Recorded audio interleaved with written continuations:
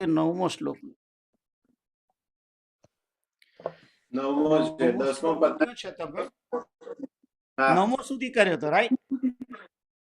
10 finish કર્યો તો આ 10મો છે અહીંયા.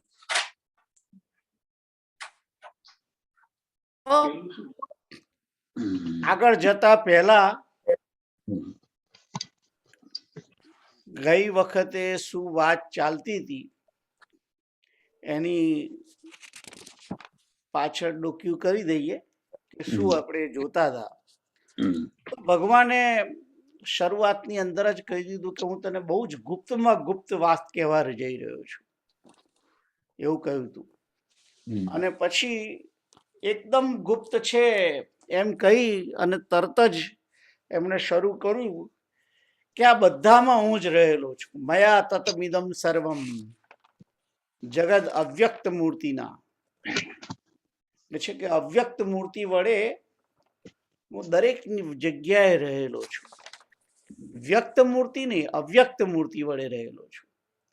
અને બધા ભૂતો એ મારી અંદર રહેલા છે પણ હું તેમાં રહેલો નથી. બધા રહ્યા છે પણ હું તેમાં રહેલો નથી. અને કે છે કે આ બધા ભૂતો મારામાં પણ નથી કે છે. હવે કે છે કે તું મારું આ યોગ ઐશ્વર્ય જુઓ કે બધા ભૂતોનું ધારણ પોષણ કરવા વાળો હું છું. અને એ બધા ભૂતો મારાથી જ ઉત્પન્ન થયેલા છે. ભૂત ભાવના મારામાંથી જ ઉત્પન્ન થયેલા છે. તેમ છતાં એ કે છે કે મારો આત્મા એની અંદર વાસ્તવમાં રહેલો નથી. પછી આગળ કે છે કે યથાકાશ સ્થિતો નિત્યમ વાયુ સર્વત્ર ગો મહાન સર્વાણી ભૂતાની મત્સ્થાનિત્યુપધારય. કે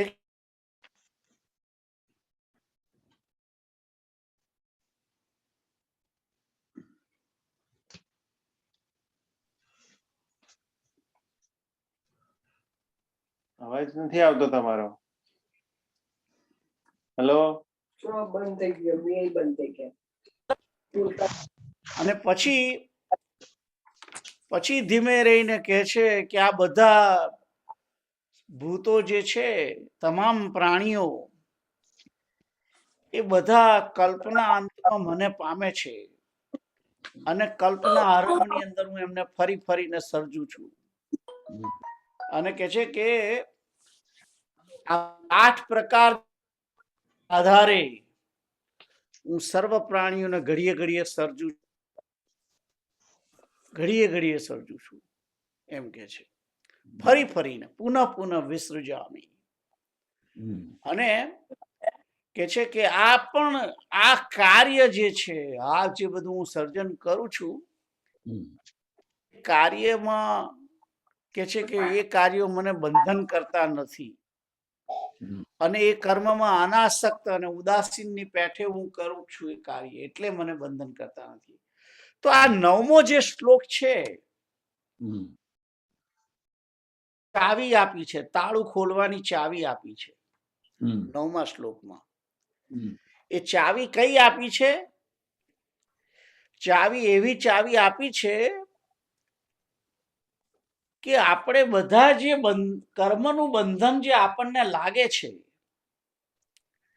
આપણે કર્મના બંધનથી બંધાયેલા છીએ. જે કઈ કર્મ કરીએ છીએ એનાથી પાપ અને પુણ્ય થાય છે. અને એ પાપ અને પુણ્ય એ અથવા તો વાસના તમે જેને કહો છો તે, એના કારણે આ જીવાત્મા બંધનની અંદર બંધનને પામે છે. તો એ બંધનમાંથી છૂટવાનો ઉપાય અહીંયા આગળ ભગવાને બતાવ્યો છે. કે છે કે હું પણ કર્મ કરું છું, પણ હું અનાસક્ત રીતે કર્મ કરું છું અને ઉદાસીન વક્ત થઈને કર્મ કરું છું. અને એટલે મને એ કર્મો બાંધતા નથી. જે હું સંસારની રચના કરું છું અને એનું ધારણ પોષણ કરું છું, એનું પાલન કરું છું, એનો પ્રલય પણ હું જ કરું છું, અંત પણ હું જ કરું છું. એમનું સર્જન કરું છું, પાલન કરું છું, ધારણ પોષણ કરું છું, અને પછી અંત પણ હું કરું છું. પણ આ કર્મને હું અનાસક્ત થઈને કરું છું એટલે મને એ કર્મ બાંધતા નથી. ઉદાસીનવત થઈને કરું છું એટલે મને એ કર્મ બાંધતા નથી. તો આ 9મો જે શ્લોક છે એ ચાવી બતાવી છે કે મનુષ્યોએ પણ જો પોતે કર્મના બંધનમાં ના પડવું હોય તો ભગવાન શ્રી કૃષ્ણએ જે રીતે કર્મ કર્યા છે એ રીતે કર્મ કરો તો બંધન કરતા થશો નહીં. એ વસ્તુ અહીંયા આગળ અપ્રકટ રીતે પ્રકટ કરેલી છે, અપ્રગટ રીતે અપ્રકટ કરી છે. કહેવું નથી પણ છે એ કહ્યું નથી, મૂળ એમનું કહેવાનો આશય એ નથી, પણ તેમ છતાં બીજી વસ્તુ આપણને એક રીતે કહી દીધી છે. એ વસ્તુ કહી છે કે તારે પણ જો કર્મથી ના બંધાવવું હોય તો તું મેં જે રીતે કર્મ કર્યું છે મને ફોલો કર, તો તને પણ એ કર્મ બાંધશે નહીં. આ અપ્રકટ રીતે પ્રકટ કર્યું છે 9મા શ્લોક. અને પછી 10મો શ્લોક ત્યાં આગળ આપણે આવેલા. તો કેતુલ તમે વાંચો ફરી એને. મયાધ્યક્ષેણ પ્રકૃતિ સુયતે સચરાચરમ હેતુનાનેન કૌંતેય જગદ્વી પરિવર્તતે. તો અહીંયા આગળ કહે છે કે મયાધ્યક્ષેણ પ્રકૃતિ સૂયતે સચરાચરમ હેતુનાનેન કૌંતેય જગદ્વી પરિવર્તતે. તો આ શ્લોકની અંદર એક તો અર્જુનનું નામ છે કૌંતેય, અને એને જો સંધિ છૂટી પાડીને કહે તો શું કહેવાય છે? શું કહે છે? મયા અધ્યક્ષેણ, મારા અધ્યક્ષપણાની નીચે ના સકાશથી, મારા અંડરમાં, એમ કે છે મયા અધ્યક્ષેણ, મારી દેખરેખ નીચે પ્રકૃતિ સુયતે ચરાચરમ. પ્રકૃતિ કે છે કે મારા ઓબ્ઝર્વેશનના અંડરમાં, મારા કંટ્રોલના અંડરમાં, મારા પ્રેસિડેન્ટપણાના અંડરમાં કે છે કે આ પ્રકૃતિ ચર અચર બધાને પ્રકટ કરે છે. સુયતે એટલે કે પ્રકટ કરે છે અથવા તો રચના કરે છે એમ કહેવાય, સુયતે. અને પછી કહે છે કે અને હેતુના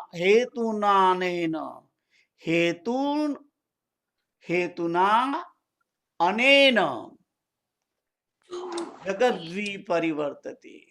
અને કહે છે કે ઉપર જે કહેલો હેતુ છે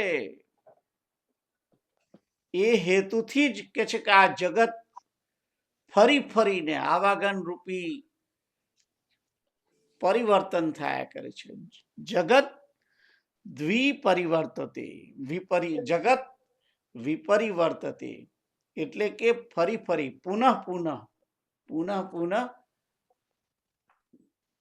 માર્યા કરે છે, ચક્રમાં ફર્યા કરે છે.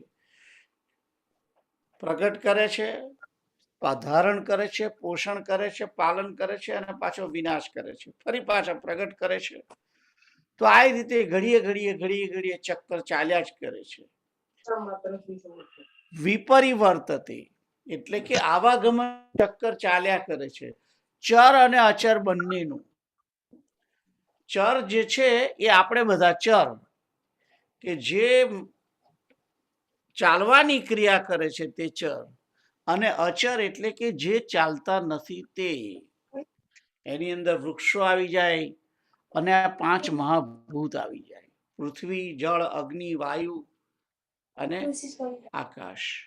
તો આ અચર અને ચર બધા, ચર અને અચર બધા જ કે છે કે મારા કારણે, મારી દેખરેખ નીચે, મારા અધ્યક્ષપણાના અંડરમાં પ્રકૃતિ આ બધાનું સર્જન કરે છે. અને આ રીતે આખું જગત કે છે કે આવાગમનના ચક્કરમાં ફર્યા કરે છે. તો આઈ થિંક આ તો ગઈ વખત આગળનો જે શ્લોક છે આગળ જે ફરી ઘડીએ ઘડીએ હું સર્જન કરું છું, જે 8મા શ્લોકમાં કહ્યું હતું એ જ વસ્તુ કહી છે અહીંયા આગળ. પણ અહીંયા આગળ વધારાની વસ્તુ એટલી કહી છે કે મારા કંટ્રોલના અંડરમાં, મારા અધ્યક્ષપણા નીચે આ બધું થાય છે. પ્રકૃતિ આ બધું કરે છે, હું કરતો નથી. મારી દેખરેખ, એટલે પરમાત્માએ અહીંયા આગળ ચોખ્ખું કહી દીધું છે કે હું કઈ સર્જન કરતો નથી, મારા અંડરમાં આ પ્રકૃતિ બનાયા કરે છે એમ કે છે. તો આઈ થિંક આટલે સુધી તો તમને બધાને ખબર પડી છે, રાઈટ? કોઈ ક્વેશ્ચન છે કેતુલ? અત્યાર સુધી કહ્યું છે, પણ આમાં એટલે હેતુ ના ને ના, એટલે તમે લાસ્ટ ટાઈમ કહ્યું હતું કે કશા હેતુ વગર, એટલે એમના અંડરમાં થઈ રહ્યું છે. હેતુના અનેન એટલે એમ આમ તો કહેવાય છે કે એમ કે છે કે કોઈ હેતુ નથી, કોઈ કારણ નથી. કારણ નથી. આપણે બધા જે કાર્ય કરીએ છીએ, આપણે બધા જે કર્મ કરીએ છીએ એની અંદર તો કારણ હોય છે. આપણે તો આમ કે ભાઈ તમે એલડી માં જઈ આવો તો કેમ જવાનું? તો કે દૂધ લેવા જવાનું, કારણ છે. આપણે તો કારણ છે. એટલે આપણે જે કર્મ બધા કરીએ છીએ આ જે છે અહીંયા આગળ ભગવાન કહે છે કે હેતુના અનેન, કોઈ હેતુ નથી. હેતુ કોઈ કારણ નથી. બસ આવાગમન ચાલવાનું છે એ જ કારણ, બીજું કોઈ કારણ નથી. જેમ બાળક એ નદી કિનારે ગયો હોય અને માટીના રમકડા બનાવે અને રમે અને પછી નાખી દે, તોડી નાખે, એવી રીતે આ ભગવાન પોતે પણ આ પ્રકૃતિના અંડરમાં, પ્રકૃતિ વડે આખું જગત, સચરાચર જગત રચે છે અને એ જગતને પાછો લય પણ કરે છે. અને એમાં જે જીવાત્માઓ છે એને પણ બ્રહ્માની અંદર ને બ્રહ્માને પોતાની અંદર સમાવી લે છે. અને આ જે જગત છે, જગત છે તે પૃથ્વી જળમાં જળ, અગ્નિમાં અગ્નિ, વાયુમાં વાયુ, આકાશમાં અને આકાશ એ મહત્તત્વની અંદર સમાઈ જાય છે. અને મહત્તત્વ પ્રકૃતિમાં અને પ્રકૃતિ પુરુષની અંદર સમાઈ જાય છે. તો આ રીતે કોઈ પણ હેતુ વગર આવાગમનના ચક્કરમાં કે છે કે આ રીતે આખું ચક્કર ચાલ્યા કરે છે, આખું ચક્કર ચાલ્યા કરે છે. તો આ રીતે એ ભગવાન જગતની સૃષ્ટિ કરે છે, ધારણ પોષણ કરે છે અને એનો લય પણ કરે છે.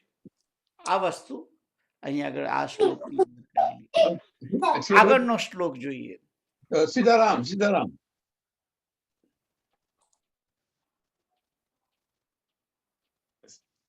બોલો. આનીને ગુણાગુણેષુ વર્તતે ને લાગુ પડે કે ના? ગુણાગુણેષુ વર્તન્તે ઇતિ મત્વા ન સજ્જતે જે શ્લોક છે એ તો એમ કે છે કે ગુણો ગુણોની અંદર વર્તે છે. એટલે કે પ્રકૃતિના ગુણો એ પ્રકૃતિના કયા ગુણ છે? 3 ગુણ છે, સત્વગુણ, રજોગુણ, તમોગુણ. તો એ આપણને એટલા માટે કહેવામાં આવે છે કે ઇન્દ્રિયોએ એવું સમજવાનું નથી કે મેં કર્યું, એવું સમજવાનું નથી. પ્રકૃતિ જ આ સર્જન, અથવા તો સર્જન નહીં પણ પ્રકૃતિ જ આ બધું કરે છે. એટલે કે સત્વગુણના કારણે દૈવી કાર્યો થાય છે, રજોગુણના કારણે કે છે કે આ બધું પૃથ્વી પર કાર્યો થાય છે, અને તમોગુણના કારણે આ પૃથ્વીનો લય થાય છે. અને એ જ રીતે આપણે બધા પણ આપણે બધાએ પણ ગુણાગુણેષુ વર્તન્તે, એટલે કે આપણે એવું સમજવાનું નથી કે કોઈ સારું કાર્ય કર્યું તો મારાથી થયું એવું સમજવાની જરૂર નથી. સત્વગુણ વડે પ્રકૃતિ આપણને કરાવે છે એવું સમજવાનું છે. એટલે રજોગુણની અંદર પણ હે અકર્તાપણું રાખવું તમારે. ધેટ્સ રાઈટ, અકર્તાપણું રાખવાનું છે. એટલે કે હું કઈ કરતો નથી. હમ. ગુણાગુણેષુ વર્તન્તે જે છે એ જ સિદ્ધાંતને કૃષ્ણ વર્ગી રહ્યા છે. હા. એટલે કે છે કે ઉદાસીનવત હમ. અસક્તમ તેષુ કર્મેષુ. હમ. હું ઉદાસીન વત જ હમ. અને અનાસક્ત થઈને આ કર્મ કરું છું, હમ. અને એના કારણે આ કર્મ બાંધતા નથી. ઓકે. એટલે કૃષ્ણ એમ જ કહે કે પ્રકૃતિ આ બધું કરે છે. હા હા. અને આપણે બધાએ પણ એ જ રીતે સમજવાનું છે હમ. કે ગુણાગુણેષુ વર્તન્તે, એટલે કે તમો ગુણ છે એટલે ઊંઘ આવી એટલે ઊંઘી જવાનું છે. હમ. હા. રજોગુણ છે, રજોગુણ થયો એના કારણે આપણે સવારની અંદર લાગીએ છીએ. એટલે ઇન્દ્રિયો જે છે એ કર્મેન્દ્રિયો પોતાનું કાર્ય કરે છે, એની અંદર આત્માએ પોતે કરતાપણું સમજવાનું નથી. હમ. એની અંદર અહંકૃત બુદ્ધિ રાખવાની નથી. That's what it is. Hmm. પણ જ્યારે વ્યક્તિ એમ સમજે છે કે આ તો મેં કર્યું, આ કામ મેં કર્યું, આ કામ મેં કર્યું, ત્યારે એ પોતે બંધનમાં આવે. આપણાથી કોઈ શેક્યો પાપડ પણ ભાગવાનો નથી, હમ. ભાગી શકવાના પણ નથી. આ બધું ઓટોમેટિક જ આ બધું બને જ જાય છે, બને જ જાય છે, બને જ જાય છે. હમ. આ જે ચક્કર ચાલે છે હમ. એને કોઈ જીવાત્મા ચલાવતો નથી. હમ. એટલે ગુણાગુણેષુ વર્તન્તે આ રીતે સમજવાનું છે કે આ આખી દુનિયાની અંદર જે ચક્ર ચાલી રહ્યું છે, બધું થઈ રહ્યું છે, બની રહ્યું છે, એ કોઈ કર્મ કરે છે ને એના લીધે એવું નથી. આખો જગતનો સમુદાય કર્મ કરી રહ્યો છે. એ જગતનો સમુદાય કર્મ કરી રહ્યો છે, તેમ છતાં એક પણ જગતનો વ્યક્તિ કર્મ કરતો નથી. એ ઓટોમેટિક પ્રકૃતિ જ બધું કરે છે, પ્રકૃતિ જ કરે છે. આપણે તો જોયા જ કરવાનું છે ઉદાસીનવત થઈને. એટલે ગુણાગુણેષુ વર્તન્ત જે છે, એક દરેક કામ ઇવન આપણે કરતા હોઈએ તેમ છતાં જે રીતે આત્મા કર્મ કરતો નથી, એ બેસી રહ્યો છે, પણ એની શક્તિના કારણે ઇન્દ્રિયો પોતપોતાના કાર્યોની અંદર વર્તી રહેલી છે. ઇન્દ્રિયો પોતપોતાના કર્મોની અંદર વર્તે છે. કર્મેન્દ્રિય પગ તો એની જાતે ચાલે છે, હાથ તો આ વસ્તુ ગ્રહણ કરે છે, વસ્તુ છોડે છે, એ બધું થાય છે. પણ એ બધું કેવી રીતે થાય છે? આત્માની ઉપસ્થિતિને લીધે થાય છે. જાય છે પછી કઈ શરીર કાર્ય કરી શકતું નથી. એટલે ગુણાગુણેષુ વર્તન્તે જે આ બધું જે રીતે થાય છે, આપણે જે રીતે આત્મા કાર્ય કરે છે, એ જ રીતે પરમાત્મા આ જગતને ઉત્પન્ન કરે છે, ધારણ પોષણ કરે છે, એનો લય કરે છે. એ બધું જે રીતે પરમાત્મા પ્રકૃતિને જગતને કરે છે, એ જ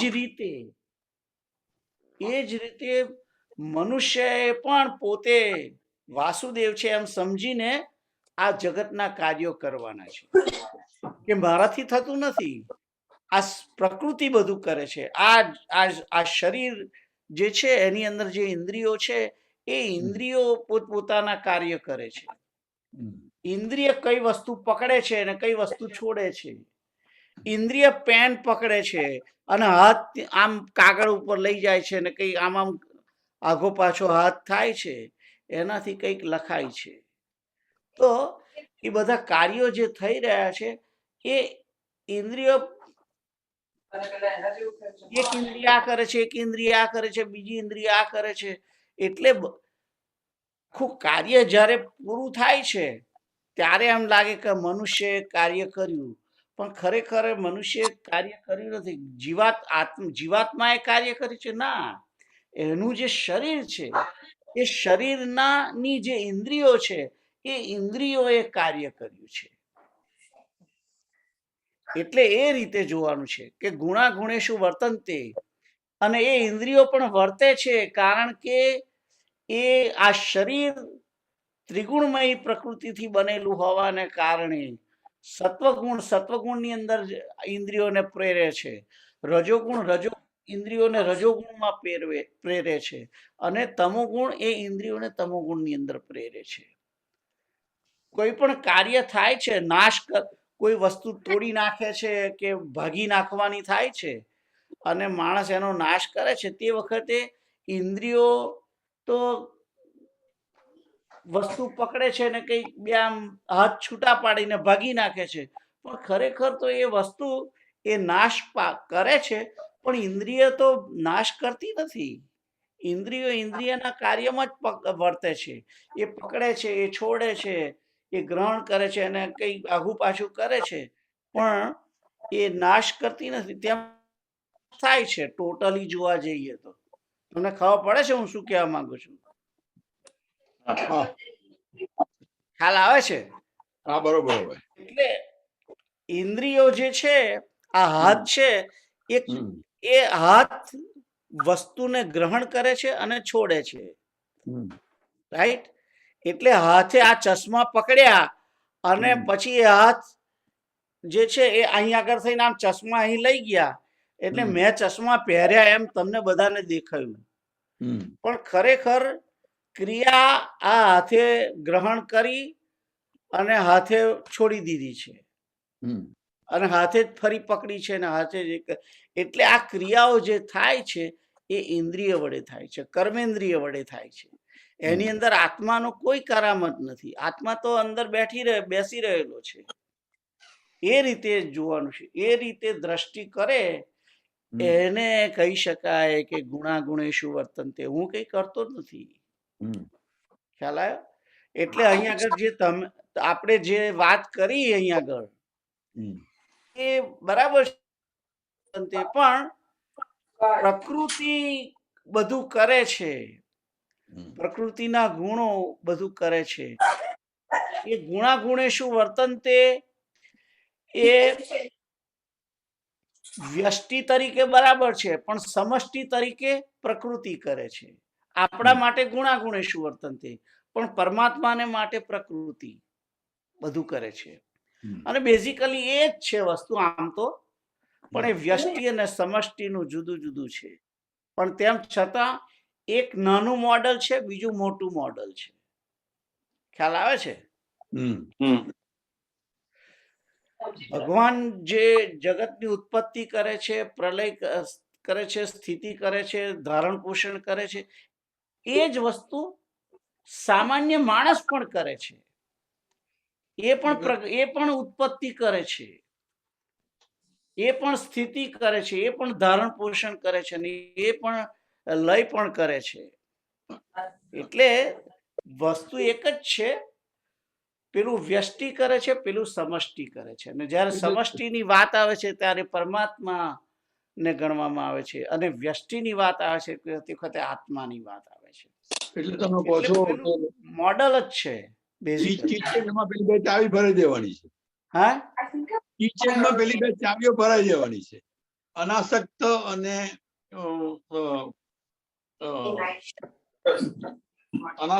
અનાસક્ત અને ઉદાસીનતા, એ બે ચાવીઓ ભરી રાખવાની છે કિચનમાં.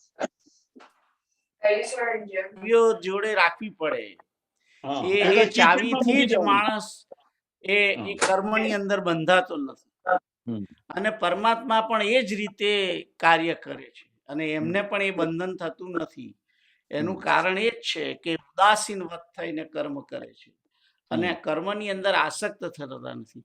બેઝિકલી તો અહંકૃત બુદ્ધિ હોતી નથી પરમાત્માની, એટલે એમને ઉદાસીનવત રહે છે. અને અનાસક્તિ એટલા માટે છે, જ્યારે આપણે બધાનું શું છે, અહંકૃત બુદ્ધિ છે. આપણી બુદ્ધિ જે છે એ કહે છે કે મેં કર્યું છે, મેં કર્યું છે, મેં કર્યું છે, એટલે થતું નથી એકચ્યુઅલી મારાથી, પણ પોતે જાતે જ એને આરોપ લઈ લે છે વ્યક્તિ.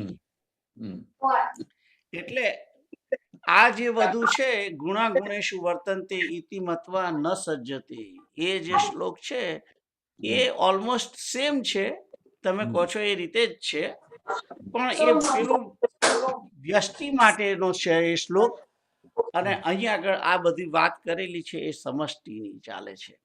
અહીંયા આગળ પરમાત્મા આ જગતની ઉત્પત્તિ સ્થિતિ ને લય કરે છે એની વાત ચાલે છે, અને ગુણાગુણેશુ વર્તન્તે જે છે એ વ્યક્તિગત છે basically as a small model. તો આઈ હોપ કે તમને ખ્યાલ આવ્યો હું શું કહેવા માંગુ છું.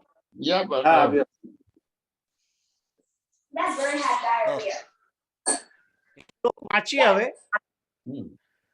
આગળનો શ્લોક કિરીટ અંકલ તમે વાંચો. સીતારામ. અવજાનંતિ માં મૂઢા માનુષીં તનુમાશ્રિતં પરમ ભાવ મજાનંતો મમ ભૂત મહેશ્વરમ. તો આ શ્લોક છે 11 નંબરનો, અને એમાં કહે છે કે અવજાનંતિ માં મૂઢા માનુષીં તનુમાશ્રિતં પરમ ભાવમ અજાનંતો મમ ભૂત મહેશ્વરમ. અહીં આગળ ભગવાન પોતે એમ કે છે કે આ બધું હું જ કરું છું પણ મને કોઈ જાણતું નથી. એ વાત આ શ્લોકની અંદર કહેલી છે. અવજાનંતિ ભાવમ અવજાનંતિ, અજાનંતિ બેઝિકલી એ શબ્દ છે, અજાનંત, અજાનંત. તો સંધિ છૂટી પાડીને કહે છે કે અવજાનંતિ મામ મૂઢાહ માનુષીમ તનુમ આશ્રિતમ પરમ ભાવમ અજાનંત મમ ભૂત મહેશ્વરમ. આ રીતે છે. તો અવજાનંતિ, અવજાનંતિનો અર્થ કે છે કે મને મને મને તુચ્છ સમજે છે, મામ મને તુચ્છ સમજે છે એમ કે છે. અવજાનંતિનો અર્થ છે કે મને તુચ્છ સમજે છે. મામ એટલે કે મને, અને અવજાનંતિ એટલે કે તુચ્છ ગણે છે. અને કોણ તુચ્છ ગણે છે? મૂઢા, મૂઢજનો. જે માણસો મૂઢ છે એ બધા મને તુચ્છ સમજી રહ્યા છે. અને કેમ તુચ્છ સમજી રહ્યા છે? કારણ કે માનુષીમ તનુમ આશ્રિતમ, તો કે છે કે મનુષ્ય શરીર ધારણ કરીને રહેલો મને, પરમાત્માને કે છે કે તુચ્છ સમજે છે. મને ખાલી કે છે કે આ મૂઢજનો જે છે એ મનુષ્ય સમજી રહેલા છે એમ કે છે. અને પછી આગળ કે છે કે પરમ ભાવમ અજાનંતો. કેમ એવું સમજે છે? કારણ કે એ મારા પરમ ભાવને જાણતા નથી. અનંતો એટલે કે નથી જાણતા એટલા માટે. અને કયો પરમ ભાવ છે? ભૂતમ મહેશ્વરમ. આ તમામ ભૂતોનો હું મહાન ઈશ્વર છું એવો મારો જે ભાવ છે, મમ એટલે કે મારા ભાવને જાણતા નથી. મમ ભૂત મહેશ્વરમ, ભૂતોનો મહેશ્વર છું આવો મારો ભાવ, પરમ ભાવ છે, માણસો જાણતા નથી. એટલે મને કે છે કે તુચ્છ મનુષ્ય સમજી બેઠા છે. માનુષીમ તનુમ આશ્રિતમ, જાણે સામાન્ય માણસ જે આ શરીરને ધારણ કરીને રહેલો હોય એવા મને માને છે અને એવી રીતે મને તુચ્છ સમજે છે. કોણ તુચ્છ સમજે છે? મૂઢજનો. એટલે અહીંયા આગળ ભગવાન પોતે પોતાની મહત્તા બતાવે છે એક રીતે કે હું પરમ મહેશ્વર છું, તમામ ભૂતોનો ઈશ્વર છું, પણ આ બધું કોઈ જાણતું નથી. એટલે આ મૂઢ લોકો જે જાણતા નથી તે બધા મૂઢ છે અને એ સામાન્ય મનુષ્ય ધારણ કરેલો સામાન્ય માણસ સમજે છે, મને તુચ્છ સમજે છે. એમ કે છે હું ઈશ્વર છું, ભૂતોનો મહેશ્વર છું, પણ તેમ છતાં મને આ બધા સમજતા નથી, મારા પરમ ભાવને જાણતા નથી. અને જાણતા નથી એટલે આ લોકો મને એક તુચ્છ માણસ સમજી બેઠા છે, એમ કે છે. એટલે અહીંયા આગળ ભગવાન પોતે પોતાનો એક પ્રકારનો નિસાસો નાખી રહ્યા છે આપણા માટે કે આ બધા જાણતા નથી, કોઈ મને સમજતું નથી. ભગવાન એમ કે છે કે મને સામાન્ય માણસ સમજે છે કે મને વસુદેવનો છોકરો જાણે છે, મને નંદ બાબાનો કનૈયો જાણે છે, પણ એમ જાણતા નથી કે હું પરમ ઈશ્વર છું. એટલે એક રીતે ભગવાને પોતે એક પ્રકારનો નિસાસો નાખ્યો છે આ શ્લોકની અંદર અને પોતાને એમને એક દુઃખ થાય છે કે મને કોઈ જાણતું નથી. એ દુઃખ થયેલું છે અહીંયા આગળ. અને ભગવાન પોતે એ અર્જુનને સમજાવવા તું પણ મને તુચ્છ ના સમજીશ, એ જ વસ્તુ અહીં આગળ કહેવામાં આવી છે. સાધુ કે હોવો તું મને જોઈએ. સામાન્ય માણસ ના સમજીશ, તું મને એમ ના સમજીશ કે આ મારા મામાનો છોકરો છે, એમ ના સમજ. મારા મામાનો છોકરો છે એવી રીતે તું મને જાણે છે, પણ એ વસ્તુ મૂળ નથી. એટલે અહીંયા આગળ અર્જુનને એક રીતે સમજાવવા પ્રયત્ન કરે છે ભગવાન કે તું જે રીતે મને આ સમજે છે કે આ ચાબુક અને લગામ પકડીને જે મારો રથ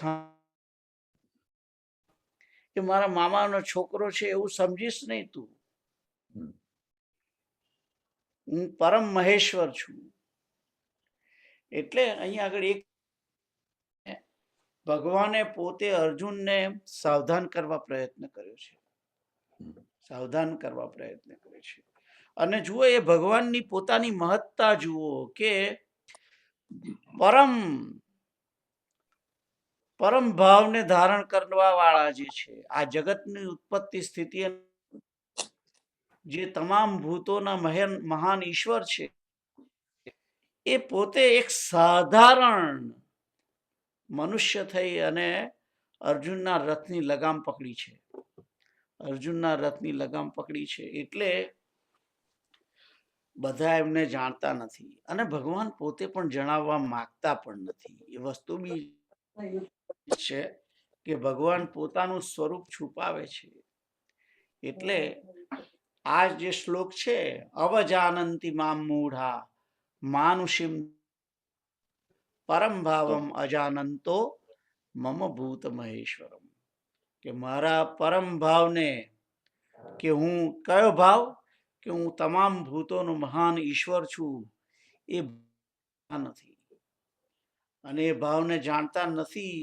અને મને આ મૂઢ લોકો જે છે, મૂઢજનો, એ મને કહે છે કે સામાન્ય છે અને મને ગણે છે, એમ કે છે મારી ગણતી કરતા અવજાનંતી, મને તુચ્છ ગણી રહ્યા છે, મારી ગણના જ કોઈ નથી કરતું, એમ કે છે ભગવાન. તો આઈ થિંક આ 11મો શ્લોક બધા સમજી શક્યા છે, રાઈટ? હા. તો કેતુલ સાધુ આપણે સમજ્યા હઈએ તો હવે કૃષ્ણને શું માનવાના છે? કૃષ્ણને શું માનવાના છે એમ? જો તમે કહો છો કે હું સમજ્યો છું, હમ એટલે હવે તમે મૂળ રહ્યા નહીં હવે, રાઈટ? એટલે કોક આપણને ઓળખાણ આપે પણ પછી આપણે ધ્યાનમાં ના રાખીએ તો પછી આપણે મૂળ કહેવાઈએ જ ને. That's right. Absolutely right. Absolutely right. ખબર છે પણ તેમ છતાં આપણે એને અવગણના કરીએ છીએ બધા જ. It's not only you, myself also. ભગવાન શ્રી કૃષ્ણને યશોદાનો છોકરો અથવા તો દેવકી અને વસુદેવનો પુત્ર સમજીએ છીએ આપણે, અને એને પરમ મહેશ્વર તરીકે સમજતા નથી, ભૂતોનો મહાન ઈશ્વર તરીકે જોતા નથી. એ જ આપણી બધા ભૂલ છે, એ આપણા બધાની મૂઢતા છે, મૂર્ખતા છે બેઝિકલી. રાઈટ. પણ આઈ થોટ કે એમણે આ જયારે કહ્યું હશે તે વખતે ત્યાંના, બીકોઝ હી વોઝ ધેર, એટલે ત્યાંના જે લોકો તે વખતના લોકો પ્રમાણે કહ્યું. આપણે તો જોયા જ નથી ને એમને. આપણે જોયા નથી, બરાબર છે, પણ અને તે સમયે પણ નહીં જોયેલા હોય. તે સમયે તે સમયના લોકોને પણ ખબર નથી, બરાબર, વાત તમારી સાચી છે. પણ હવે તો તમને ખબર છે ને, હવે તો ખબર છે ને. એની બોલી છે આપણી સામે, એની બોલી આપણી સામે જ છે, રાઈટ? હા, એની બોલી સામે જ છે. આપણે એમની પોતાની જ વાત અહીંયા આગળ આપણી સમક્ષ છે, એમના ડાયલોગ આપણી સમક્ષ છે, અને એ પોતે કહે છે ને કહી ગયા છે. અને આ બધી વાત વ્યાસ નારાયણે ભગવદ ગીતાની અંદર જે આ બધું કહ્યું છે, મહાભારતની અંદર, રાઈટ?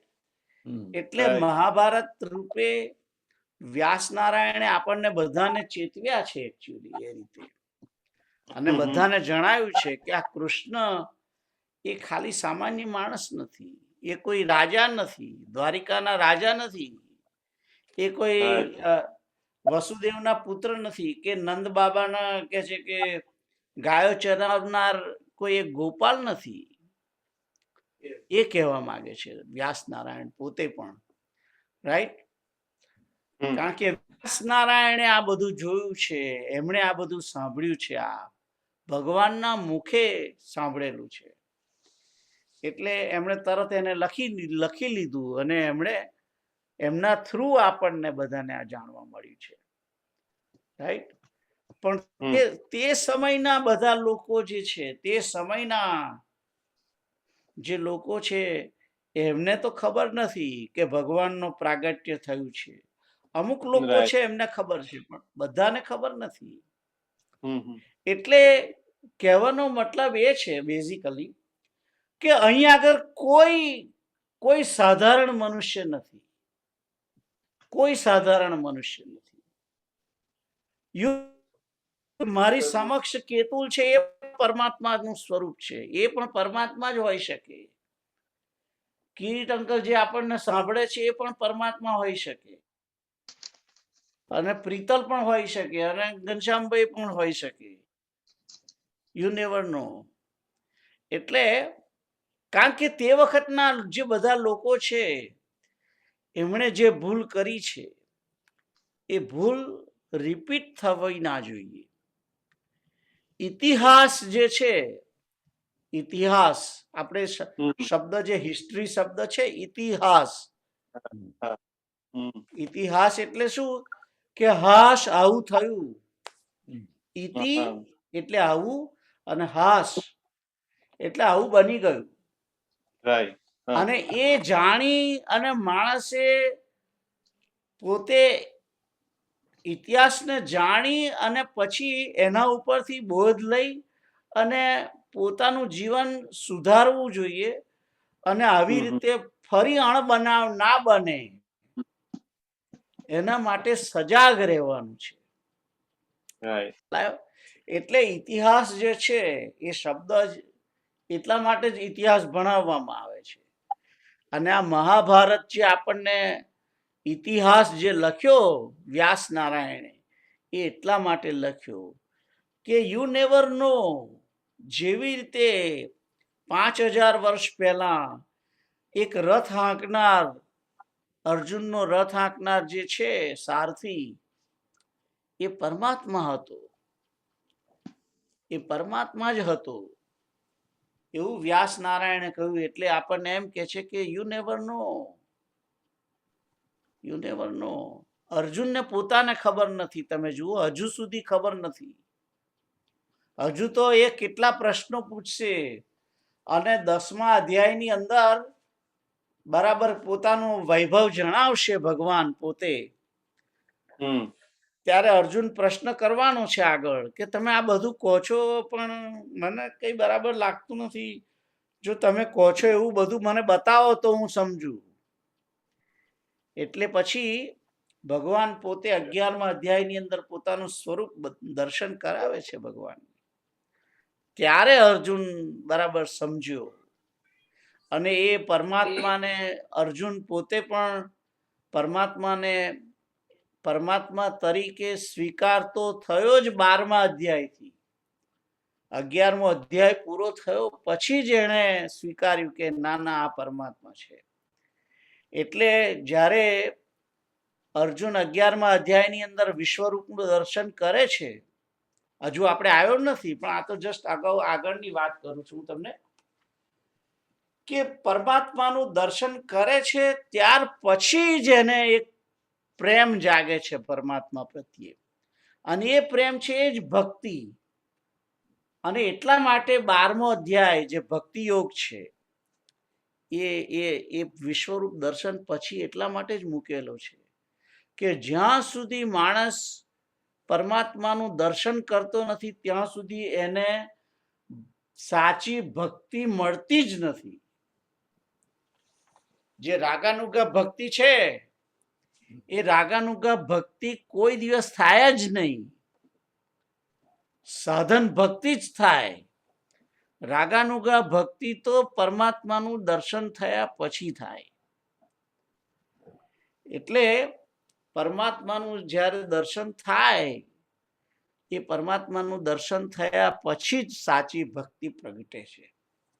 આ બધું આવશે 12મા અધ્યાયની અંદર. સુદર્શન, આ વસ્તુ right? નક્કી છે. દર્શન એકલું કે સુદર્શન?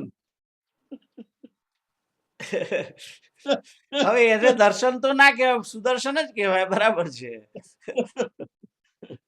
જ કહેવાય. Agree with you. તો આપણે આગળ જોઈએ તો આઈ થિંક 11મા શ્લોકમાં તો કઈ બહુ એટલું બધું સમજવાનું છે નહીં. ભગવાન પોતે જ કહે છે કે હું પરમ ઈશ્વર છું, ભૂતોનો મહાન ઈશ્વર છું, પણ લોકો મને જાણતા નથી. એ વસ્તુ કહેલી છે. આઈ થિંક કોઈને આ શ્લોક માટે કોઈને ક્વેશ્ચન છે? સમજ પડે છે ને?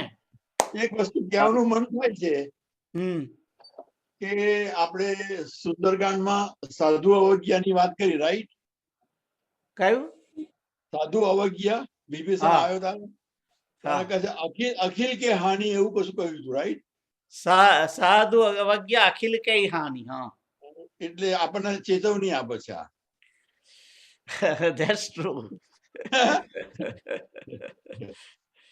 યા સાધુની અવજ્ઞા કરે છે તો એનું બધું જ બધા પ્રકારનું નુકસાન થાય છે. એ વાત છે. તો પણ હવે જો અવજ્ઞા કરે જાણ્યા પછી તો મુશ્કેલી છે. તો મુશ્કેલી છે. જ્યાં સુધી માણસ જાણતો ના હોય ત્યાં સુધી એને કોઈ દોષ લાગતો નથી. પણ જાણ્યા પછી જો માણસ અવજ્ઞા કરે છે તો દોષ લાગે છે. આગળ જઈએ તો પ્રીતલ તમે વાંચો આગળનો શ્લોક.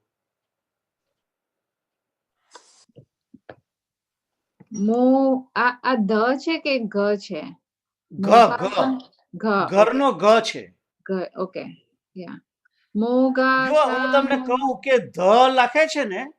ત્યાં મેં જોયું પણ તો બી ડબલ ચેક કરવું હતું. ધ બરાબર ઉપર છે. ઊંધું કરે છે.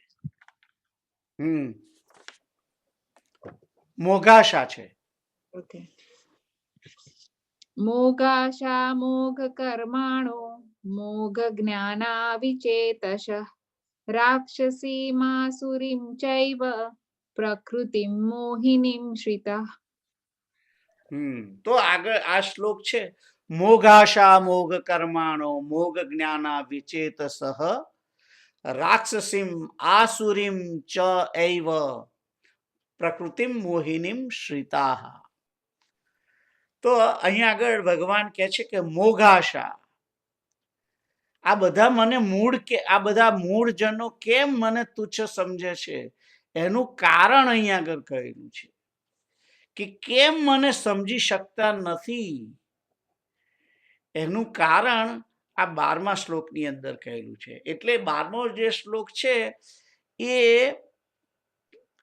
આપણા બધા માટેનું આપણું વર્ણન છે. બેઝિકલી ભગવાન પોતાની વાત જે છે એ 11મા શ્લોકમાં કહે છે કે હું ભૂતોનો મહેશ્વર છું અને આ મૂઢ લોકો મને સમજતા નથી. અને હવે આ 12મા શ્લોકની અંદર આપણી બધી વાત કરે છે કે મૂઢજનો કોણ કોણ છે, કેમ મૂઢ છે, એનું કારણ અહીંયા આગળ આપેલું છે. બેઝિકલી તો કે છે કે મોઘાશા, મોઘ શબ્દનો અર્થ છે વ્યર્થ, વ્યર્થ, ખોટી.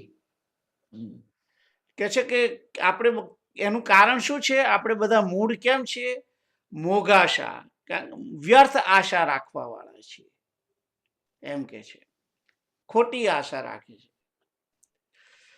અને પછી કે છે કે મોઘ કર્માણો,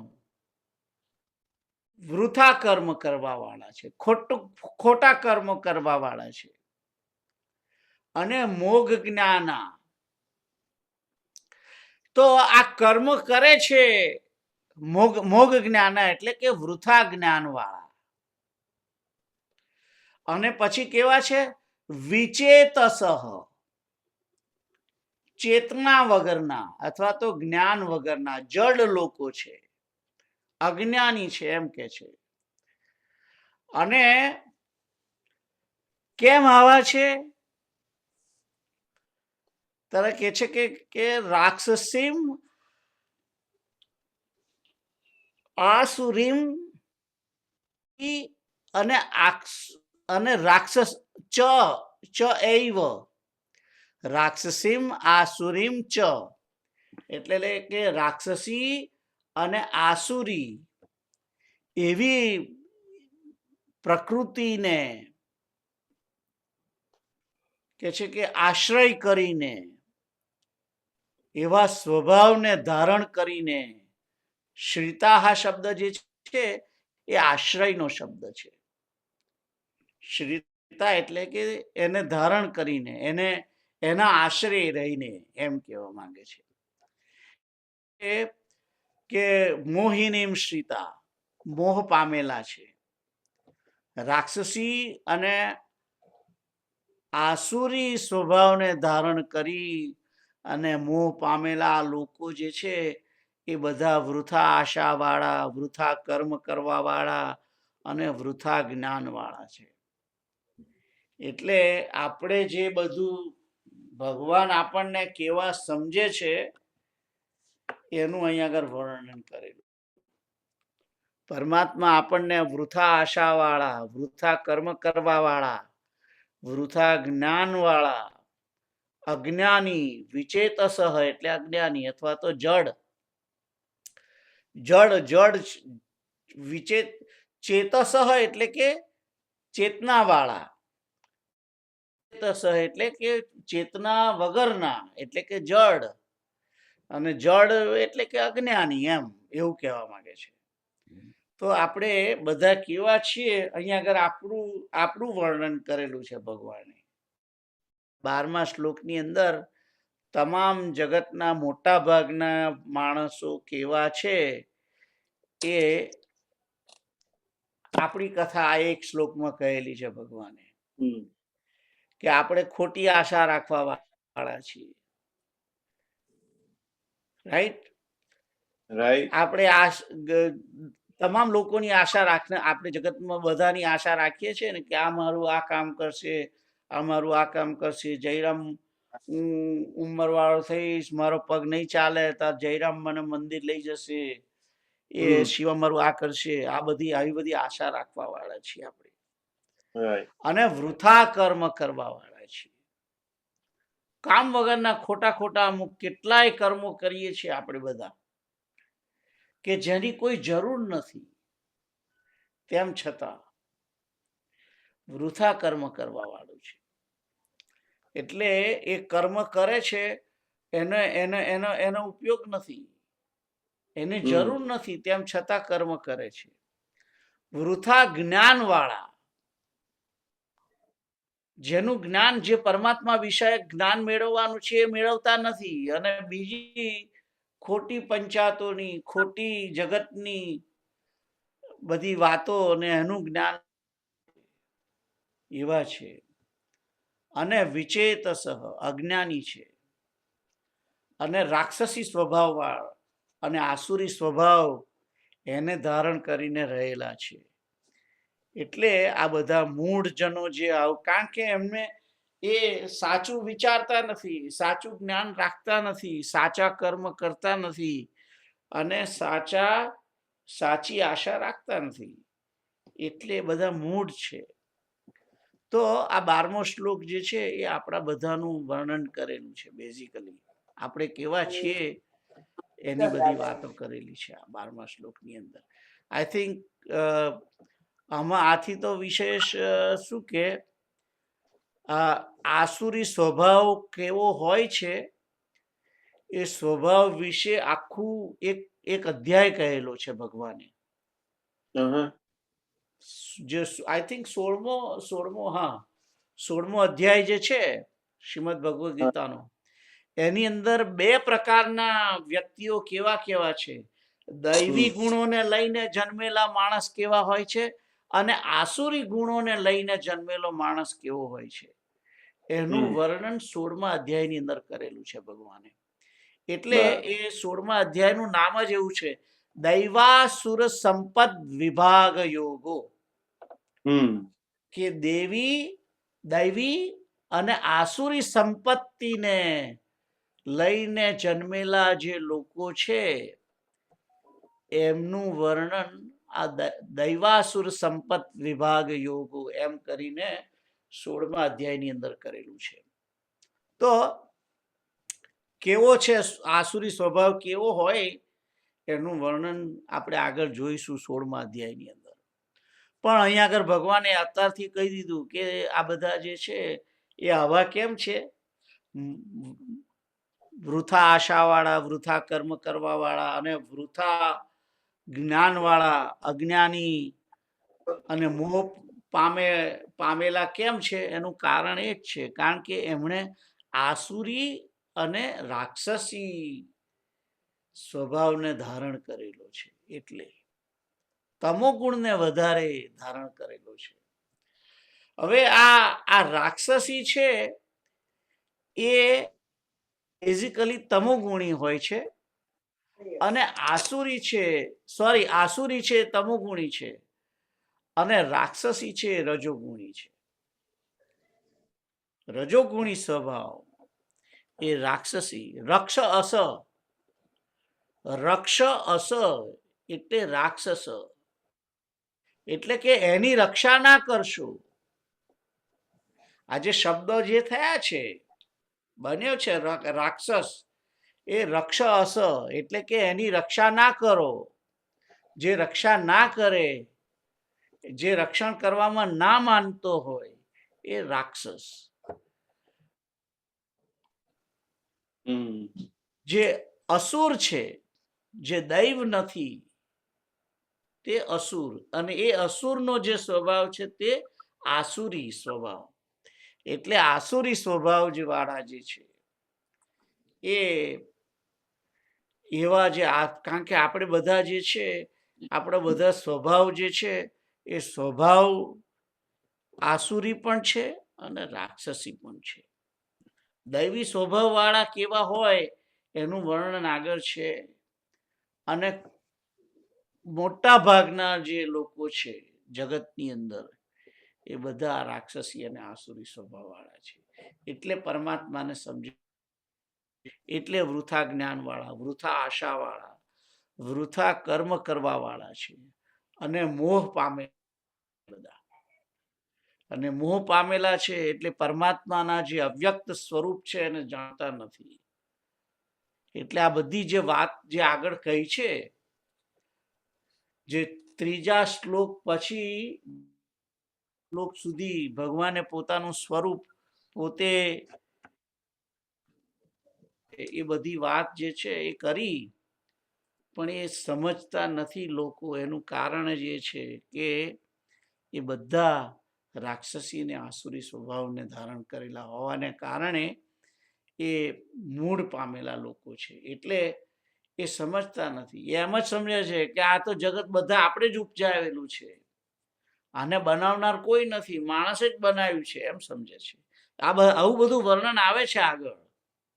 આસુરી જે સંપદ વિભાગ યોગ જે છે 16મો અધ્યાયમાં આવશે આ બધું. એનીવે, તો આ 12મો જે શ્લોક છે એની અંદર કારણ આપ્યું છે કે કેમ આ બધા લોકો ભગવાનને જાણતા નથી. એનું કારણ એ છે કે આસુરી સ્વભાવ વાળા, રાક્ષસી સ્વભાવ વાળા, વૃથા કર્મ કરવા વાળા, વૃથા જ્ઞાન વાળા, અજ્ઞાની અને મોહ પામેલા છે. એટલા માટે એ લોકો પરમાત્મા શ્રી હરિ જે કૃષ્ણ છે એને જાણતા નથી. કારણ અહીંયા આગળ આપ્યું છે કે આપણો સ્વભાવ, આપણી પ્રકૃતિ, એના કારણે આ બધું બને છે. એ વસ્તુ અહીંયા આગળ કહી છે. આઈ હોપ કે ખબર પડે છે તમને લોકોને, રાઈટ? કોઈને ક્વેશ્ચન છે? યસ, મને ક્વેશ્ચન છે. બોલો. તો સંસાર ચક્ર, આઈ મીન ભગવાન સંસાર ચક્રને ચલાવે છે, લાઈક એટલે ઉત્પત્તિ અને વિલય, રાઈટ? સો ઉત્પત્તિના ટાઈમ વિલય થાય ત્યારે બધા જીવો પરમાત્મામાં મળી જાય છે. અને જ્યારે પાછો ઉત્પત્તિ થાય ત્યારે બધા જીવો કઈ પ્રકૃતિની સાથે બોર્ન થાય છે? લાઈક બધા જીવો સેમ પ્રકૃતિ સાથે બોર્ન થાય ને પછી જુદી જુદી પ્રકૃતિ ધારણ કરે કે લાઈક એવરી ચક્રમાં સેમ જ હોય? ના ના ના, આમાં એવું છે કે ક્રિકેટ જે જાણતા હોય એને ખબર હોય કે 5 દિવસની ક્રિકેટ મેચ હોય તો આજે ઇંગ્લેન્ડની ટીમે 6 વિકેટ પડી ગઈ છે અને 200 રન કર્યા છે, અને સાંજ પડી ગઈ એટલે બધા પોતે પેવેલિયનમાં જતા રહે. અને બીજે દિવસે સવારે આવે બીજા દિવસની ગેમ માટે, તો ઇંગ્લેન્ડની ટીમમાં જે રમતો હોય એ જ જઈને બેટ લઈને એ જ જગ્યાએ જઈને ઊભો રહે, રાઈટ? અને બોલ એના જે ફિલ્ડિંગ કરતા હોય એ જ ફિલ્ડિંગ પોતાની કરે, અને પેલું સ્કોર બોર્ડ જે પાટિયું છે એનું એ જ રહે કે ભાઈ 200 રન ને 8 વિકેટ કે પડી છે કે 4 કે 5 કે જે એનો ગઈકાલ સાંજનો સ્કોર જે હોય એ જ સ્કોર હોય ને, બદલાય નહીં.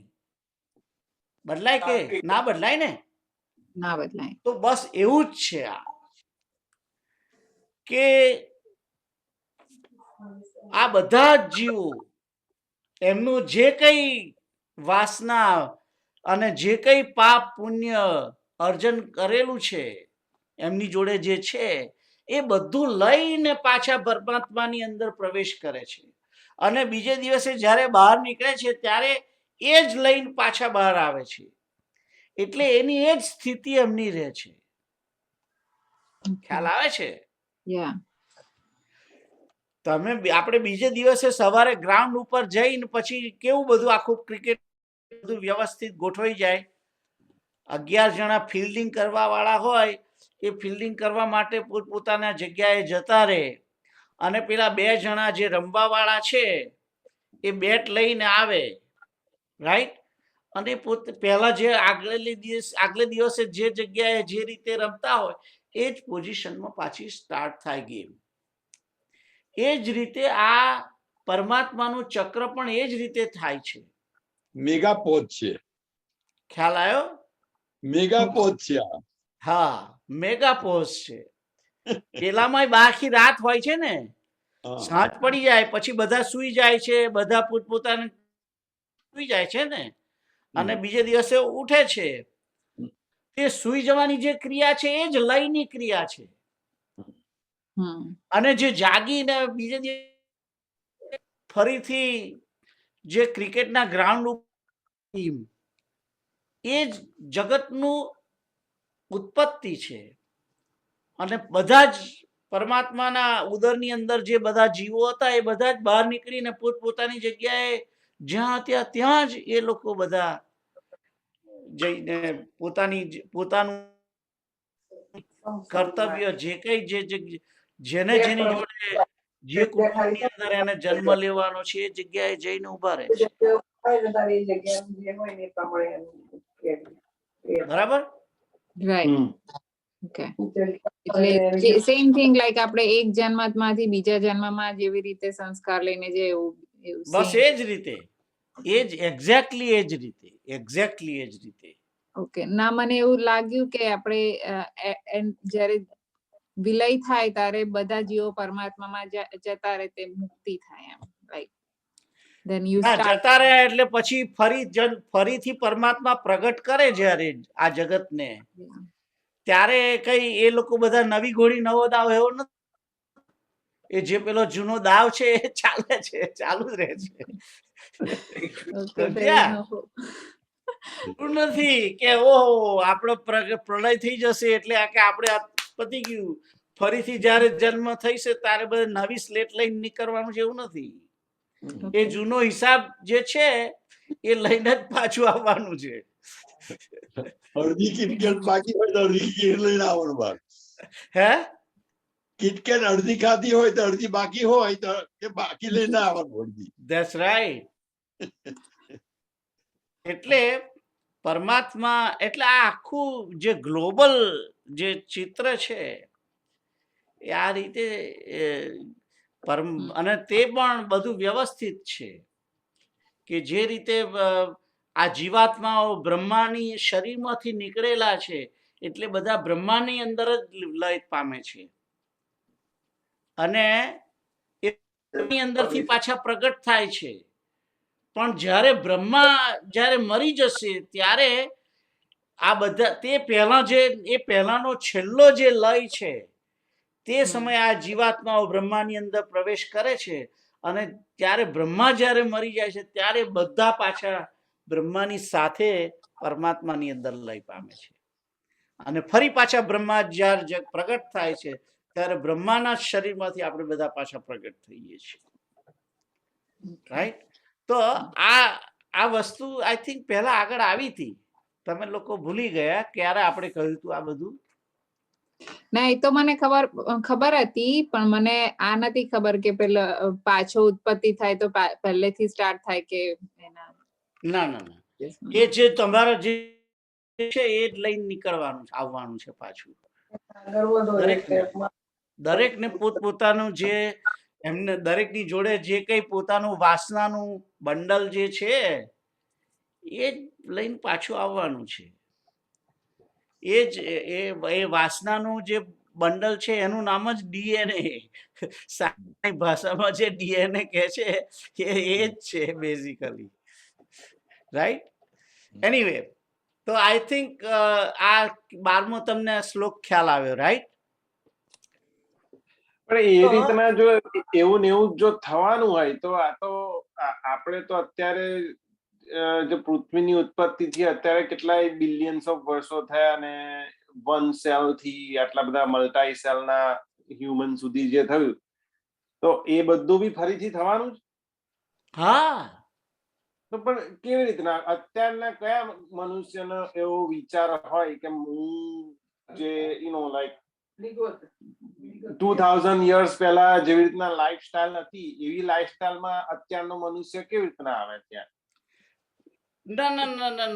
ના, એટલે અત્યારની સ્ટાઇલમાં ના આવે, પણ કહેવાનો મતલબ શું છે કે જ્યારે ફરીથી જગત પ્રગટ થાય છે તે વખતે આ જ બધું રહેવાનું, મૂળ વસ્તુ તો આની આ જ રહેશે, પણ તે વખતે ગાડીઓ ના હોય, I agree with you, car ના હોય, ટ્રેનો ના હોય, પણ જે વ્યક્તિનું જે જીવન છે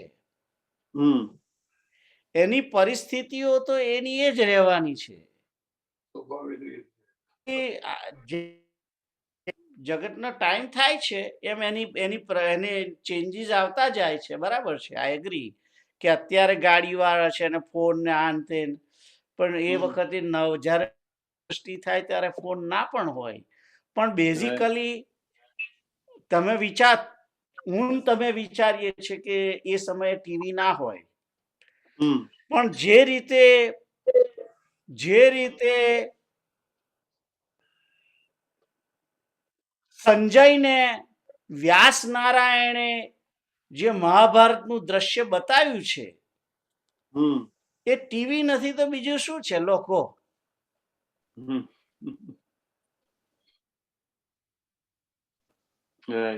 દિવ્ય દ્રષ્ટિ. ભગવાને વ્યાસ નારાયણે ધૃતરાષ્ટ્રને કહ્યું કે તારે જો આ યુદ્ધ મહાભારતનું જોવું હોય તો હું તને બતાવું, રાઈટ?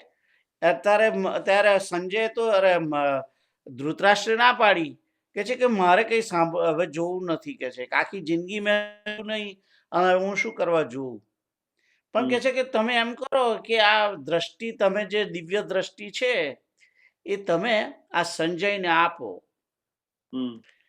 એટલે એમણે જે સંજયને આપી, અને સંજય એ હસ્તિનાપુર એના મહેલમાં, ધૃતરાષ્ટ્રના મહેલમાં રહી અને કેટલે દૂરની વસ્તુ એ સાક્ષાત જુએ છે, સાંભળે છે, બધું જ ખ્યાલ આવ્યો. એટલે એવું નથી કે ટીવી અત્યારે જ છે, એ વ્યવસ્થા એ વખત પણ હતી, પણ અત્યારે આ ભૌતિક રીતે છે, અને ભૌતિક સિવાય પણ ટીવી અસ્તિત્વમાં હતું. માણસ એટલે વ્યાસ નારાયણ પોતે પોતાની આંતરિક શક્તિ વડે એ બીજાને બતાવી શકતા હતા ને, ખ્યાલ આવ્યો? એટલે નવું જ્યારે ફરીથી જગત પ્રગટ, તે વખતે બધું નહીં હોય તોય થોડુંક તો હશે જ ને આવું બધું, એમ ખ્યાલ આવ્યો? તમે જુઓ કે આપણા શાસ્ત્રોની અંદર એમ કે વિમાનની આ બધી વાતો લખેલી છે ને, પુષ્પક વિમાન ને બધું લખેલું છે, તો એનો અર્થ કે એ તો જ લખ્યું હોય ને, હશે તો જ લખ્યું હશે ને, એમને તો કોઈ વિચાર કેવી રીતે આવી શકે માણસને કે આ, રાઈટ?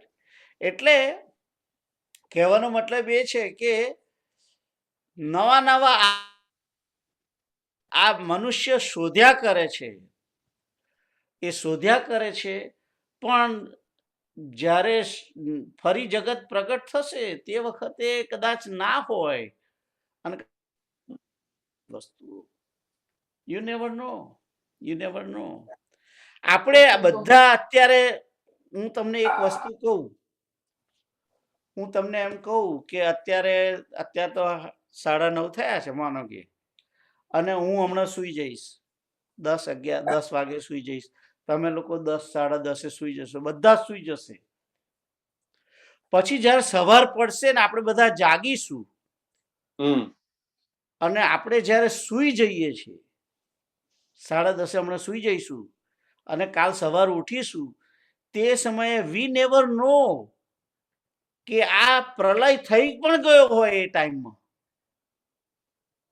કારણ કે જ્યારે માણસ સવારે જાગે છે ત્યારે એ નવા જ જગતની અંદર એ આવે છે. બેઝિકલી તમને ખ્યાલ આવે છે હું શું કહેવા માંગુ છું?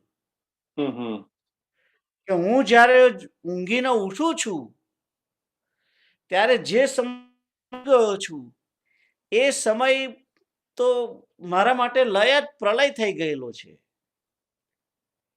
એવી રીતે તમામ લોકો, તમામ જગતના માટે આખો પ્રલય થઈ ગયો. યુ નેવર નો. એટલે શ્રીમદ ભાગવતની અંદર 4 પ્રકારના જે પ્રલય છે એની અંદર આ બધું કહેલું છે કે એક પ્રકારનો જે પ્રલય છે એની અંદર તો એવું પણ છે કે માણસ જ્યારે ત્યારે એ પ્રલયમાં જ જતો રહે છે, મૃત્યુ પામે છે. એના માટે એ પ્રલય છે, એના માટે એ વખતનો પ્રલય છે. એટલે આપણે જ્યારે સૂઈને સવારે ઉઠીએ છીએ ત્યારે સુવાની જે ક્રિયા છે અને જે આપણે સૂઈ જઈએ છીએ સવારે ઉઠીએ છીએ ત્યારે આપણે જગતનું સર્જન થાય છે. Basically we are going back to that cricket playground at that. કહેવા એમ માંગુ છું કે અત્યારે હમણાં 9:30-10 વાગે આપણે બધા સુઈ જઈશું. આપણે 4-5 જણા જે જાગીએ છીએ એ કાલ સવારે ઉઠીશું તો આપણા માટે નવું જ જગત છે, એનું એ જગત નથી. કારણ કે રાતના 12-8 કલાકની અંદર જ્યારે આપણે બધા સુઈ ગયા છે એ સમયે શું થયું છે વી never no, we don't know. અને આપણે જ્યારે ઉઠીએ છીએ તે વખત આપણા માટે એ જગત નવું જ છે. એ જ રીતે જે રીતે જગત જ્યારે પ્રગટ થશે ફરીથી ત્યારે પણ એ બધા જેમ સુઈને સવારે ઉઠ્યા હોય એવો જ એમને અનુભવ થાય. ખ્યાલ આવ્યો? તો આ જે ક્વેશ્ચન તમારો હતો કે એવું ને એવું જ હશે, ના એવું ને એવું બી હોય, યુ નેવર નો. આ બધું કોણ જાણે? કે જેણે પરમાત્માને જાણ્યા છે એ જ આ બધું જાણી શકે. બાકી આપણે તો એના વિશે ખાલી કલ્પના જ કરવાની છે બેઝિકલી. ખ્યાલ આવે? તો આગળ જઈએ.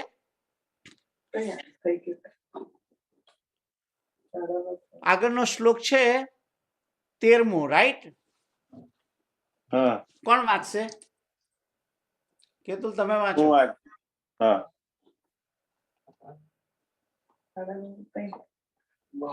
મહાત્માનસ્તુ માં પાર્થ દેવીમ પ્રકૃતિમાશ્રિતાઃ ભજન્ત્યનન્ય મનસો જ્ઞાત્વા ભૂતાદિમ અવ્યયમ.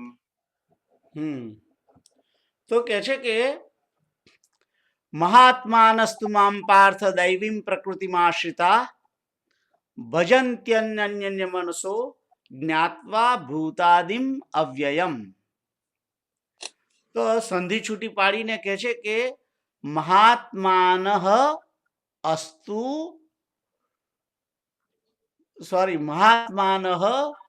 તુ મામ અસ્તુ જે છે સ જે અડધો છે એ મહાત્મનઃ એ રીતે છે અને તું છૂટો શબ્દ છે, અક્ષર છે. મામ પછી છે પાર્થ એટલે અર્જુનનું નામ છે. દૈવીમ અને પછી કે છે પ્રકૃતિમ અને આશ્રિતાહા. અને બીજી લીટીમાં ભજંતી અનન્ય મનસઃ જ્ઞાત્વા અવ્યયમ. તો અહીં આગળ એમ કે છે કે તું નો અર્થ છે પરંતુ. તો કે છે કે પરંતુ હે કુંતી પુત્ર પાર્થ, હે પાર્થ, દૈવીમ પ્રકૃતિમાં આશ્રિતા એટલે દૈવી પ્રકૃતિને આશ્રય જે રહેલાઓ છે મહાત્માન એટલે જે દૈવી પ્રકૃતિ દૈવી સ્વભાવ વાળા છે, દૈવી પ્રકૃતિને આશ્રય જે રહેલા છે મહાત્માઓ કે છે કે મને કેવો જાણે છે? જ્ઞાત્વા ભૂતાદિમ અવ્યયમ એટલે કે સર્વભૂતોનું અવિનાશી કારણ જાણે છે, અવિનાશી સ્વરૂપ મને જાણે છે, તમામ ભૂતોનું કારણ આદિમ, ભૂત આદિમ એટલે કે ભૂતોનો આદિ જાણે છે, એટલે કે ભૂતોને પ્રગટ કરવા વાળો મને જાણે છે, અને મને અવ્યય જાણે છે, એટલે કે મને અવિનાશી સમજે છે. અને આવું જે સમજનારો જે છે તે શું કરે છે? અનન્ય મનસઃ ભજંતી. એ કહે છે કે અનન્ય મન વાળો થઈને મને ભજે છે, ભજન કરે છે. રાઈટ? તો કે છે કે એટલે અહીં આગળ જે પેલા જે છે રાક્ષસી ને આસુરી સ્વભાવ વાળા છે એ તો વૃથા આશા કરે છે, વૃથા કર્મ કરે છે, વૃથા જ્ઞાન વાળા છે, પ્રવૃત્તિની અંદર છે. પણ જે આસુરી સ્વભાવ વાળા નથી ને દૈવી સ્વભાવને આશરે જે રહેલા છે, દૈવી પ્રકૃતિમાં આશ્રિતા, એવા જે દૈવી ગુણોને ધારણ કરેલા લોકો છે એ મહાત્માઓ છે, એ સામાન્ય માણસો નથી. મહાત્મન એ મહાત્મા, અને એ લોકો બધા એ લોકો મને બરાબર જાણે છે. જ્ઞાત્વા શું જાણે છે? ભૂતો કે છે કે હું ભૂતોનો આદિ છું ને અવ્યય છે એવું મને જાણે છે. એ મહાત્માઓ જે છે દૈવી પ્રકૃતિને આશ્રય રહેલા છે એ પરમાત્માને અક્ષર, અવ્યય, અવિનાશી એવો જાણે છે. અને આ જગતનું ઉપજાવનાર, આ જગતનું ભૂતોનું સનાતન કારણ એ મને જાણે છે. અને આવું જાણવાને કારણે એ લોકો અનન્ય મનવાળા છે એમ કહ્યું છે આ શ્લોકની અંદર. તો કેમ તો જે દૈવી એ બધા મહાત્માઓ છે, અને જે મહાત્માઓ જે હોય છે તે ભગવાનનું અસ્તિત્વને સ્વીકારે છે, ભગવાનને જ આ તમામના આદિ કારણ તરીકે સ્વીકારે છે, અને એ અક્ષર જાણે છે. અને આવું જાણી અને એ લોકો જાણવાને કારણે, કારણ કે જાણે છે કે આ પરમાત્મા છે, એટલે એમને અનન્ય મન વાળા થઈ અને ભજે છે. આઈ થિંક બધા શું ટ્રાન્સલેશન કર્યું છે એ બરાબર ખ્યાલ આવે છે ને? હા, ખ્યાલ આવે. પરંતુ હે કુંતી પુત્ર, દૈવી પ્રકૃતિને આશ્રિત મહાત્માજન મને સર્વભૂતોના સનાતન કારણ અને નાશ રહિત અક્ષર સ્વરૂપ જાણીને અનન્ય મનથી યુક્ત થઈને નિરંતર ભજે છે. નિરંતર શબ્દ જે છે એ આમાં લખેલો તો નથી, ટ્રાન્સલેશનની અંદર જે શબ્દો છે નિરંતર નું તો કહ્યું નથી, પણ અનન્ય મનસો છે આની અંદર. ભજન અનન્ય મનસો એ કોણ કરે? અનન્ય મન વડે કોણ ભજી શકે છે? જે ભગવાનને જાણે છે તે ભજે છે. જે જાણતા નથી એ તો ભજતા નથી એમ કે છે બેઝિકલી. એટલે પરમાત્માને જાણવું પહેલું. જ્યાં સુધી જ્ઞાન કોઈના વિશે થશે નહીં ત્યાં સુધી તે વ્યક્તિ પ્રત્યે પ્રેમ થાય નહીં. સનાતન વસ્તુ છે. હું કેતુલને જાણું કે કેવો છે, એના વિશે બરાબર ખબર પડે, પછી મને કેતુલ પ્રત્યે પ્રેમ થાય, એ વસ્તુ નક્કી છે ને. એ જ રીતે જ્યારે આપણે બધા પરમાત્મા શ્રી હરિને, કૃષ્ણને જાણીશું, એમના વિશે બરાબર જાણીશું, પછી જ આપણને સાચો પ્રેમ થશે. અને પ્રેમ થશે એટલે તરત જ એમના માટે ભજન કરીશું. ખ્યાલ આવ્યો? તો અહીં આગળ આ જે 13 નંબરનું એની અંદર ભગવાન આપણને જણાવે છે કે કોણ મારું ભજન કરે છે અને કેવી ભજન કરે એનું કારણ કે એ પરમાત્માને જાણે છે. અને પરમાત્માને શા માટે જાણે છે? એનું કારણ એ છે કે એમ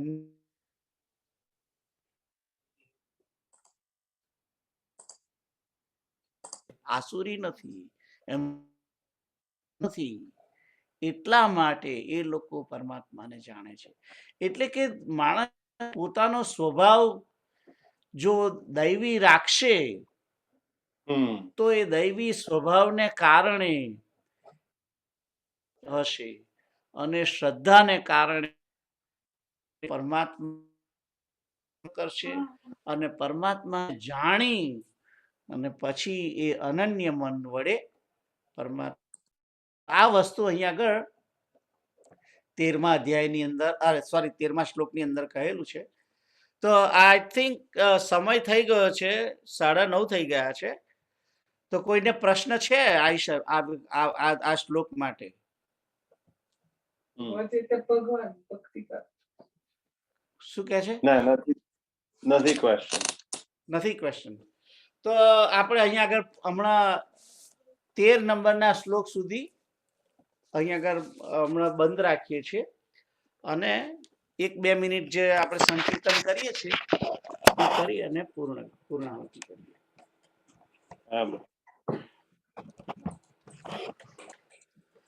શ્રી કૃષ્ણ ગોવિંદ હરે મુરારે નાથ નારાયણ વાસુદેવ. શ્રી કૃષ્ણ ગોવિંદ હરે મુરારે હે નાથ નારાયણ વાસુદેવ. શ્રી કૃષ્ણ ગોવિંદ હરે મુરારે હે નાથ નારાયણ વાસુદેવ. શ્રી કૃષ્ણ ગોવિંદ હરે મુરારે હે નાથ નારાયણ વાસુદેવ. કૃષ્ણ ગોવિંદ હરે મુરારે હે નાથ નારાયણ વાસુદેવ. શ્રી કૃષ્ણ ગોવિંદ હરે મુરારે હે નાથ નારાયણ વાસુદેવ. કૃષ્ણ ગોવિંદ હરે મુરારે હે નાથ નારાયણ વાસુદેવ. શ્રી કૃષ્ણ ગોવિંદ હરે મુરારે હે નાથ નારાયણ વાસુદેવ. ઓમ પૂર્ણમદ પૂર્ણમિદં પૂર્ણાત પૂર્ણમુદચ્યતે પૂર્ણસ્ય પૂર્ણમાદાય પૂર્ણમેવાવશિષ્યતે. ભવन्तु સુખિનઃ સર્વે સन्तु નિરામયાઃ સર્વે ભદ્રાણિ પશ્યन्तુ મા કશ્ચિत् દુઃખમાપ્નુયાत्. ઓમ તત્સત. જય શ્રી રામ. જય શ્રી રામ. જય શ્રી રામ. જય શ્રી રામ.